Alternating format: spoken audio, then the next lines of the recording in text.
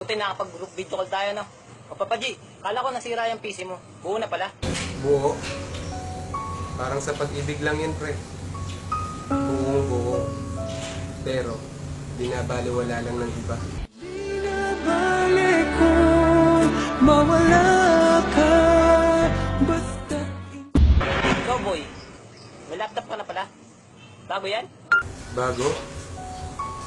Parang sa pag-ibig lang yun, pre. Sa una, papakiligin ka. Pero sa bandang huli, papaasahin ka lang pala. bakit ngayon wala ka na bumabalik? Loko-loko tong dalawang to, oh. Puro hugot. Parang sa pag-ibig din, pre. Madali lang manloko. Lalo na pag hindi mo mahal ang isang tao. Pero masakit din yung pag ang nanloko sa'yo ay yung taong sineryoso mo. Hindi ko na kaya na humanap pa ng iba. Tumigil na nga kayo. Puro kayo hugot, nakakarindi na. Tumigil, pre. Parang sa pag-ibig lang eh. Matuto tayong tumigil pag nasasaktan na tayo. Kaya nga tayo pumasok sa relasyon para maging masaya, hindi para maging tanga. Siya ba ang dahilan kaya ako ngayon iiwan? Siya ba? May iba tayo ng usapan. Gusto daw Papa G ang hold upan sa inyo? Hold up? Parang sa pag-ibig din yan, pre. Nasa sayo kung ipaglalaban mo ng patayan. O bibitaw ka na lang dahil takot kang masaktan. Mga lumuluhang mata. Maghanap na nga kayo ng mamahalin nyo. Para di kayo mga bitter, puro kayo hugot eh.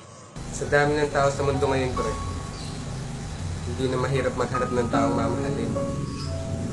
Alam mo kung anong mahirap hanapin? Ay yung taong deserving. Bawat pangarap na Eh di maghanap kayo ng taong magmamahal sa inyo ng sobra. Hindi naman natin kailangan maghanap ng taong magmamahal sa atin na sobra. Ang kailangan natin ay yung taong magmamahal sa atin ng tapat at hindi tayo iiwan.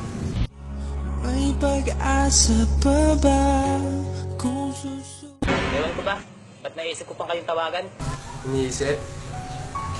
Alam mo, pre, pag nagmahal ka, huwag mong isipin na sasabihin ng iba. Dahil ang pag-ibig sa puso nakikita at hindi sa bibig ng iba. Mayo ka man sa akin at ako'y iyong limo. Bakit ba pinapansin ko pa itong dalawang to? Parang yung taong mahal natin. Iniiwasan natin pansinin. Pero ang puso natin, gustong gusto siyang kamustahin. Wala nang dating. Bahala na nga kayo dyan. Mapatay na nga itong video call. Sige, bye na. Ingat na lang kayo. Sige, patayin mo na. Total, sanay na kami. Kasi, daig pa namin yung pinatay. Simula nung iniwan kami ng taong mahal namin.